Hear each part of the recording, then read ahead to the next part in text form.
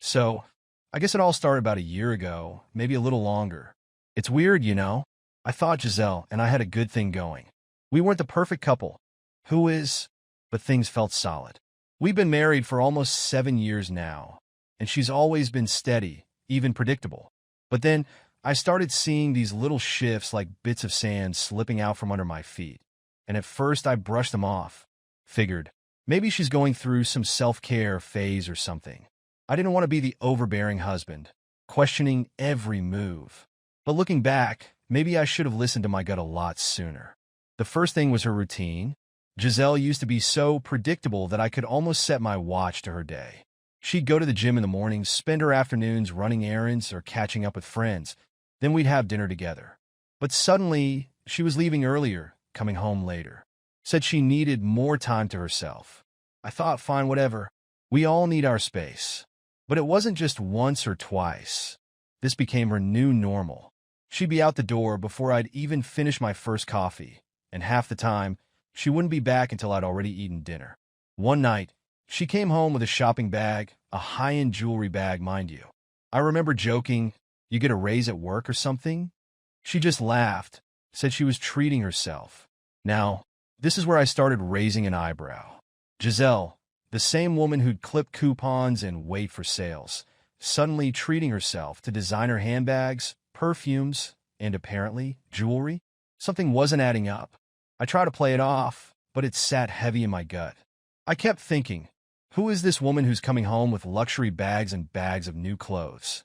I'd never seen her drop cash like that on herself, not once in all the years I'd known her. Even my sister, Melissa, noticed the changes. She'd pop by for dinner or a quick catch-up, and it was like she couldn't resist side-eyeing Giselle every time she pulled out some new shiny accessory. At one point, Melissa even pulled me aside and asked, "Clarence, what's up with Giselle? She's different." I didn't have a good answer for her. I mean, what was I supposed to say? That my wife suddenly acted like she had a secret life? But yeah, it got me thinking harder. I started seeing things I'd brushed off before. Then there was Alice, our neighbor. Now, Alice is a little nosy, not gonna lie, but I'm grateful for it now. She'd mention, all casual, that she'd seen Giselle at this cafe or that restaurant with that guy. She didn't say much more than that, just threw it out there like a hint. A guy? Giselle and some guy? I played it off with Alice. Didn't want to jump to conclusions, but my mind was racing. I couldn't get it out of my head. What the hell was Giselle doing with another man? That was when I started paying real attention. One night, after she fell asleep, I went through our joint account statements. And there it was, plain as day. Charges for massages, spa services, fancy lunches. All in places she'd never mentioned to me. She didn't even like massages. I couldn't believe what I was looking at. It was like seeing my life, my marriage, right there in numbers, and I didn't recognize any of it. I'd find myself lying in bed, looking over at her while she slept, wondering if I was imagining things, if I was the one going nuts. Was she just blowing off steam? Was she bored? Or was there something more? I started to feel like I was unraveling. I imagined all these scenarios, some of them stupidly innocent, like she'd just made new friends or was splurging because she finally wanted to change. But then my mind would drift into the ugly stuff. Was she hiding something from me? Some secret life I wasn't a part of? And the worst part, I couldn't bring myself to ask her straight up. I mean, what do you even say? "Hey, Giselle, are you cheating on me?" That sounds insane, right? And a part of me didn't want to believe it was even possible. After a few days of biting my tongue, I finally asked her about these massages. I mean, maybe I was jumping to conclusions, but I had to know. So I casually brought it up one evening when she got back. I asked, "Hey, you've been spending a lot of time at these massage places, huh? Must be relaxing." I tried to keep it light, but damn if she didn't go stiff as a board, just for a second, before forcing that fake, too bright smile. She brushed it off with some line about how it's just relaxation, and that it wasn't worth discussing. Not worth discussing? That rubbed me the wrong way. Since when was she so secretive about something as simple as a massage? In her tone, it wasn't just evasive. It was like she was daring me to keep pushing.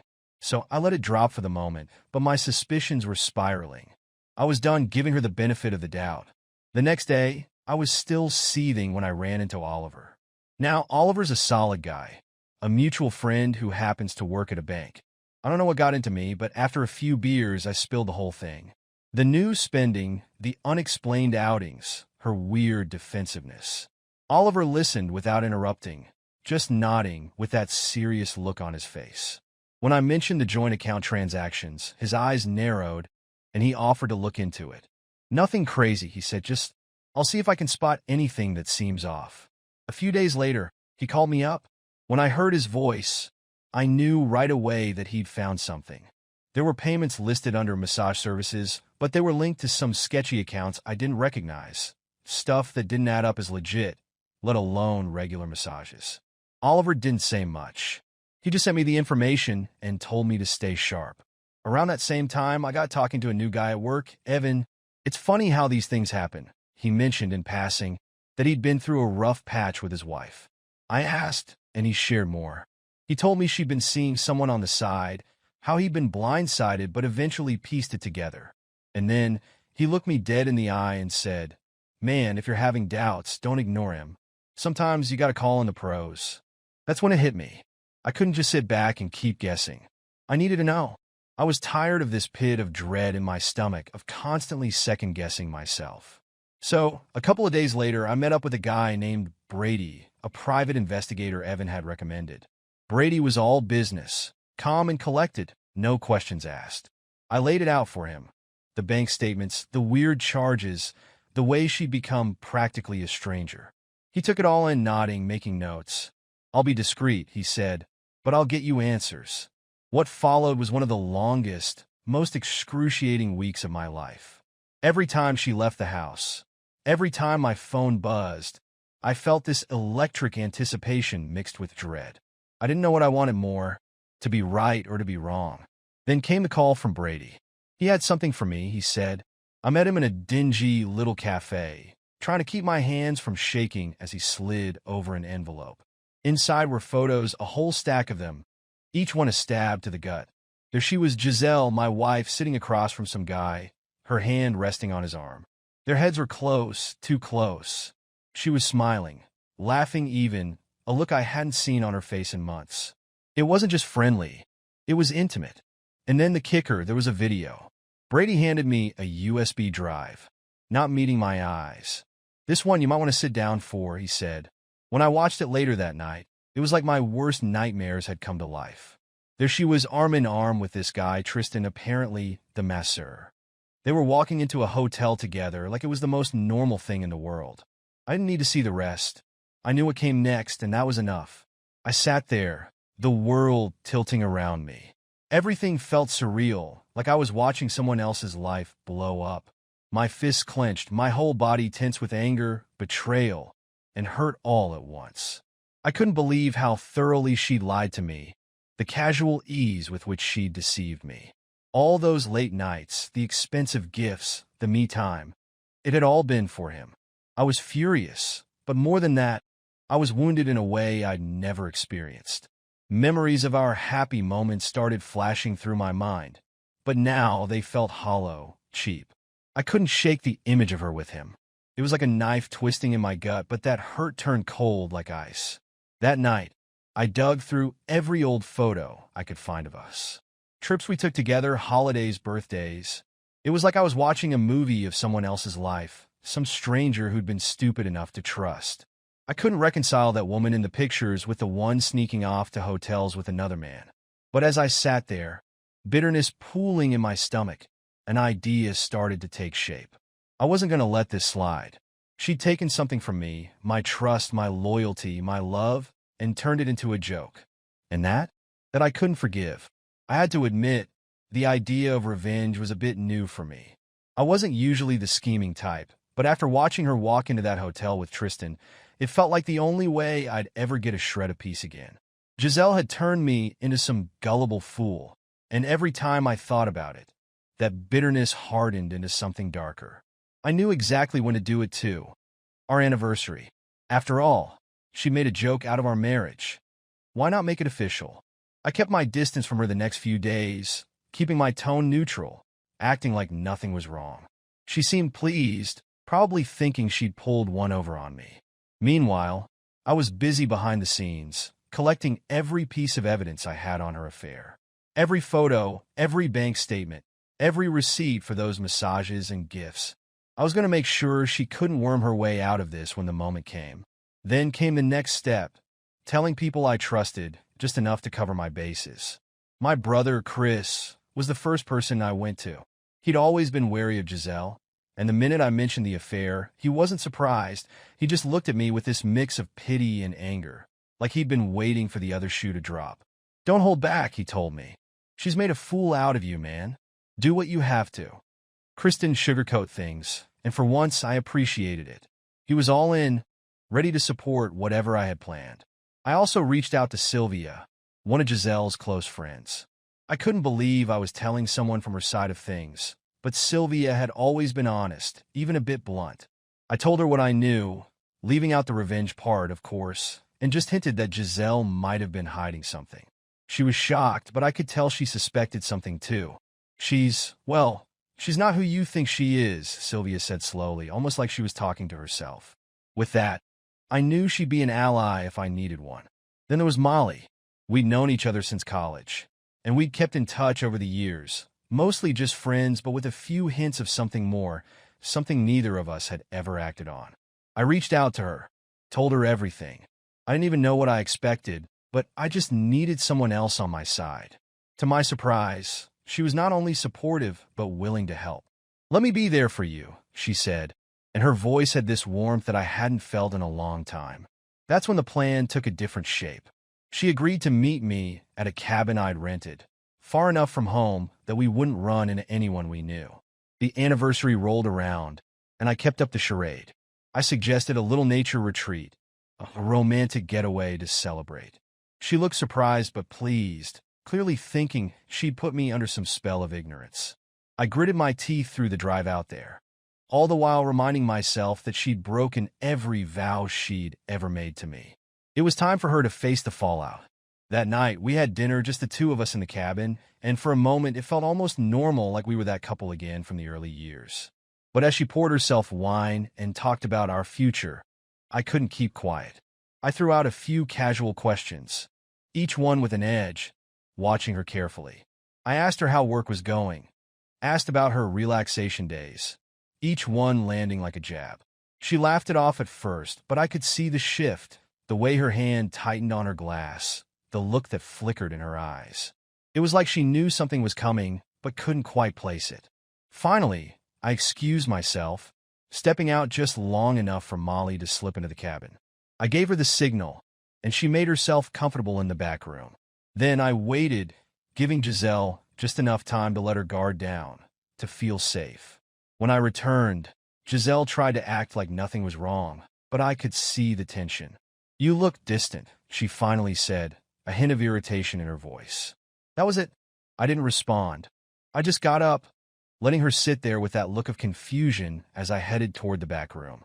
Molly was waiting, and we sat close, just as planned, enough for Giselle to get a clear view when she inevitably followed. I barely had to wait. Within moments, Giselle stormed in, her face twisted in a mixture of rage and shock. "What the hell is going on?" She practically spat, her voice shrill and demanding. I'd expected her to be angry, but seeing her there, that smug expression wiped off her face, was satisfying in a way I hadn't anticipated. "What's going on?" I said calmly, letting each word sink in. "Oh, I think you know exactly what's going on. You want to talk about betrayals? Let's talk about yours first." I held up the stack of photos, the bank statements, the video, everything I collected. "Recognize any of this?" She went pale, her mouth opening and closing as she tried to come up with some excuse. But the words wouldn't come. She tried to stammer something about stress and needing comfort, but I cut her off. "Comfort? That's funny, because I thought that's what marriage was supposed to be about. But clearly I was wrong." I watched her crumble right there, her face crumpling as she went from angry to desperate. She tried to justify herself, saying it wasn't serious and she was lonely. But it all sounded so hollow. The excuses were weak, just like her loyalty. I let her ramble, watching as she fell apart in front of me. When she finally ran out of excuses, I just looked at her, shaking my head. "You threw it all away, Giselle. Every bit of trust, every damn thing we built. I hope he was worth it. With that, I turned and walked out of the cabin with Molly, leaving Giselle there, surrounded by the ruins of her lies. As I got in the car, I felt a strange sense of calm, a quiet certainty that, no matter what came next, I'd finally taken back some control. I didn't look back, didn't wait to see what she'd do. The day after the cabin scene, Giselle's desperation was almost palpable, even through the phone. Call after call, voicemail after voicemail. She wouldn't stop.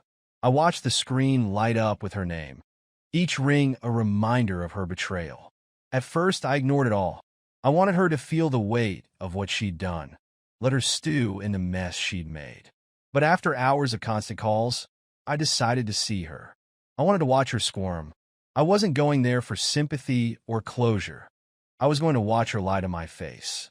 When I walked into the cafe, she was already there, sitting at the corner table, eyes red and makeup smudged like she hadn't slept. She looked up, hopeful for a moment, and I kept my face as blank as possible, giving her no satisfaction. I just nodded and sat across from her, waiting. Let her start. I wasn't about to make it easy. "Clarence, please," she began, her voice barely above a whisper. "I know I've made mistakes." Mistakes, I repeated slowly, leaning back in my chair. Interesting choice of words. She flinched but pressed on. She launched into some half-baked explanation, something about feeling lost and needing comfort.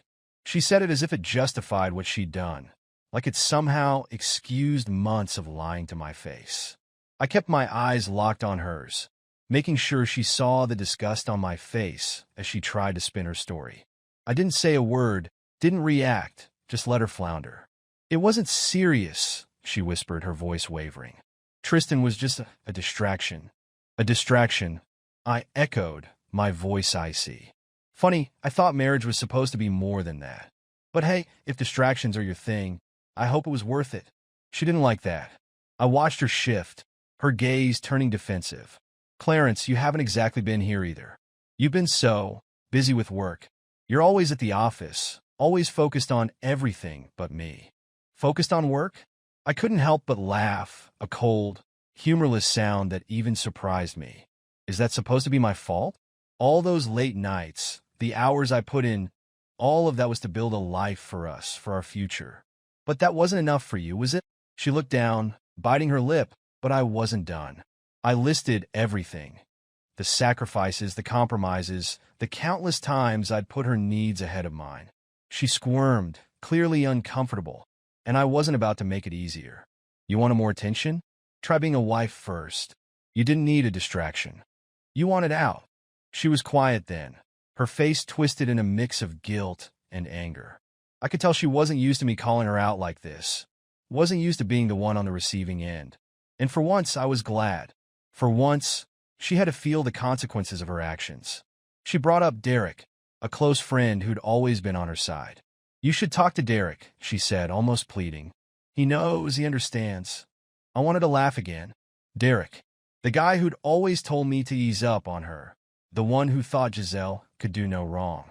Fine. If she wanted me to talk to him, I'd do it. So I did. A few days later, I met up with Derek, told him everything. The affair, the cabin confrontation, the financial lies, the months of deceit. He sat there, shocked, and I saw that flicker of pity in his eyes. He knew then that she was beyond saving, that I had every right to be as furious as I was. His expression shifted from disbelief to something closer to shame, and he started pulling away from her. Even her closest friend was beginning to see her for who she really was. With Derek out of the way, I turned my focus back to the legal side of things. I'd hired Margaret, a lawyer who came highly recommended. She wasn't one for small talk. Her approach was pure business, which I appreciated.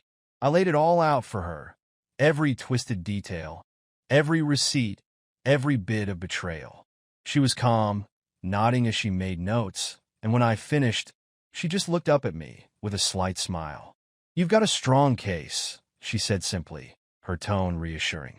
"She's betrayed not only your trust, but also your finances. We can use that." Margaret encouraged me to document everything, and I mean everything. From the joint account transfers to the hidden charges, She wanted a record of every penny Giselle had misused. It was therapeutic, in a way, going through it all, knowing that this would come back to bite her in court. Then there was Olivia, one of Giselle's old acquaintances. I never expected her to take my side, but once she heard about the affair, her attitude shifted. She was well-connected, knew practically everyone in our social circle, and she had her own way of spreading news. Giselle was subtly cut off, isolated from gatherings, events, even casual brunches she'd once been the center of. Olivia never outright told anyone, but word spread, and Giselle's friends started distancing themselves. It was satisfying to watch, knowing that her lies were catching up to her in more ways than one. Finally, the day came when I filed for divorce. I thought Giselle had seen it coming, but when her lawyer served her the papers, she looked blindsided, like it had just hit her that this was real, that she was actually going to face consequences. I made it clear through Margaret that I wasn't going easy. This wasn't going to be some amicable split where she walked away with half of what I'd worked for. Margaret was relentless, tearing through every legal loophole to ensure I'd keep what was mine, that I'd retain the house, the savings, and most of the assets. Giselle had betrayed our marriage and, by extension, my hard-earned finances. I wasn't about to let her profit from it. Margaret also advised me to keep digging into our expenses, so I went back even further, combing through years of joint accounts, receipts, anything that might help. What I found only made me angrier. She'd been using our money for lavish dinners, designer clothes, weekend getaways. All things she'd told me were for her own self-care. I could only imagine how much she'd spent on Tristan, the gifts and trips she'd hidden under vague labels. Seeing it all laid out, the sheer scale of her betrayal, brought it all home for me. This wasn't just infidelity. It was financial abuse. She'd lied, cheated, and robbed me blind. Every receipt became another nail in her case, another piece of ammunition for court. And that's when I knew. I'd have my day in court, and when it was over, she'd get exactly what she deserved. She wanted to play games with my life, my trust, my money. Well, now it was my turn to take control. The social fallout from Giselle's betrayal was swift and merciless. News of her affair spread like wildfire, fueled by Olivia's strategic gossiping, and the ripple effects were staggering.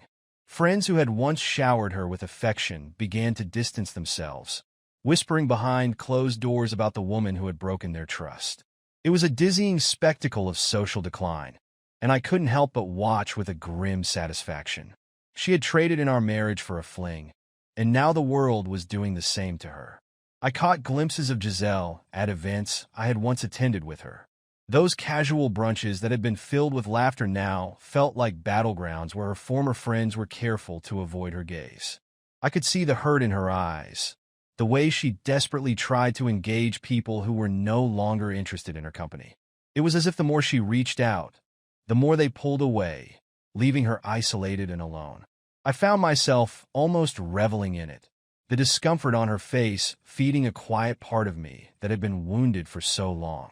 But while Giselle's world crumbled around her, I began to find my footing again. Tristan, on the other hand, was quick to abandon her as the financial reality of her situation began to dawn on her. With the divorce proceedings underway and Giselle's money dwindling, he started avoiding her calls, finding wealthier clients who could give him what he really wanted, money. It was poetic justice, watching her try to reach out to the man for whom she had risked everything, only to be met with silence. The realization must have been gut-wrenching for her, recognizing that the man she had chosen over our marriage had only been interested in her for what she could provide.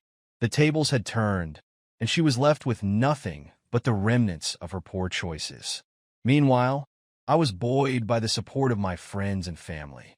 They rallied around me, appalled by Giselle's actions, and I began to feel something I hadn't felt in a long time. Hope. Ben and Erica, an older couple who had been friends with us since the beginning, reached out.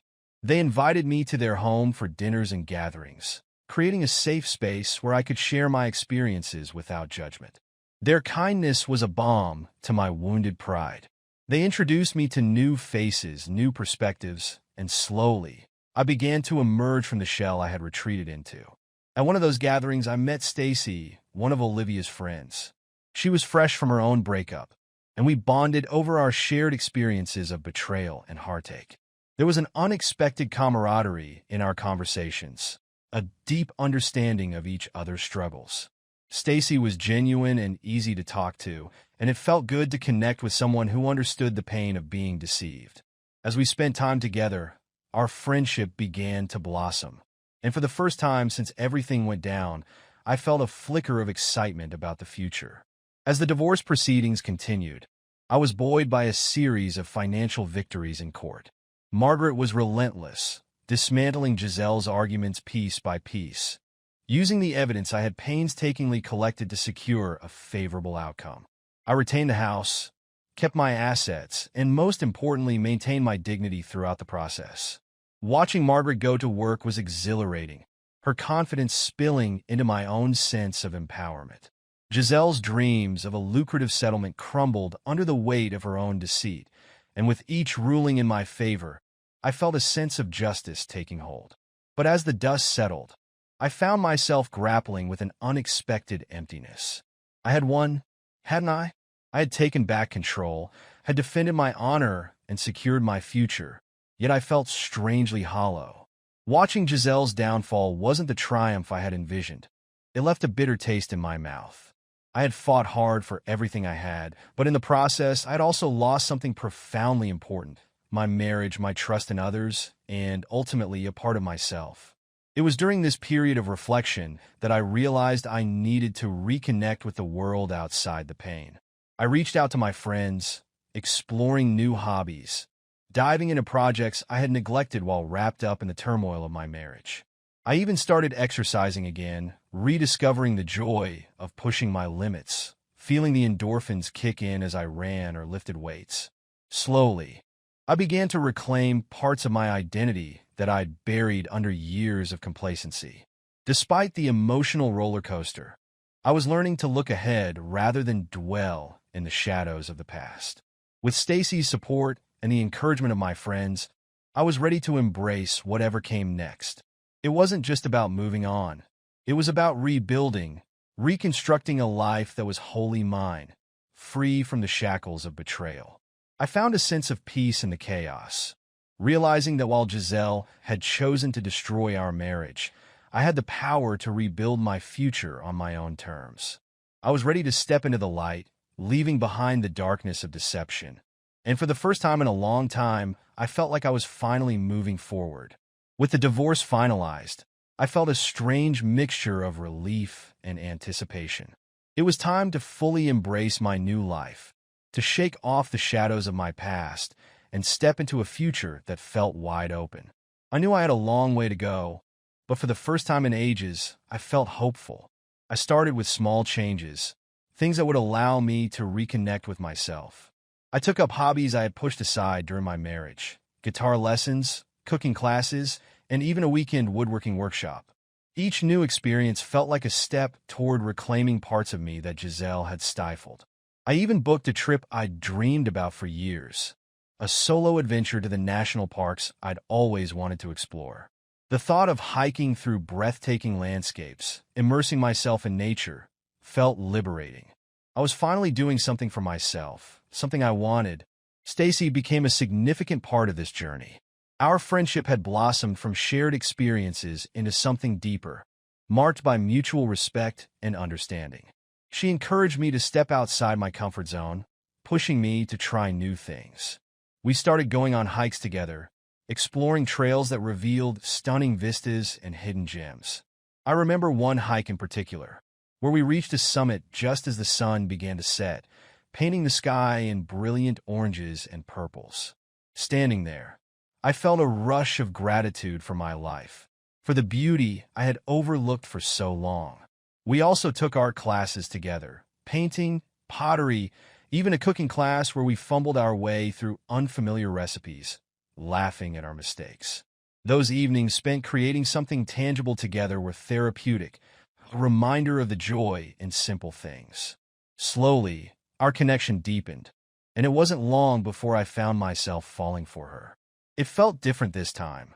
No games, no deceit, just two people who understood each other's struggles and supported one another wholeheartedly. Then, Out of the blue, I received a message from Giselle. It had been months since we'd seen or spoken to each other. She reached out, seeking closure, her words laced with a tone of desperation. She was living in a modest apartment, working a low-paying job, facing the harsh reality of the choices she had made. Her message was an apology, an attempt to explain herself and to find some way back into my life. I read her words, feeling a mix of emotions that I hadn't expected. Part of me wanted to lash out, to remind her of everything she had done, but I took a breath and decided to respond with the grace I had cultivated over these past few months. I offered her polite closure, explaining that I had moved on and found happiness again. I wished her well, but made it clear that I had no intention of rekindling anything. It felt good to stand firm, to own my decisions without anger or bitterness clouding my judgment. As summer approached, I decided it was time to celebrate my new beginning. I organized a gathering at my house, inviting all the people who had supported me throughout this ordeal.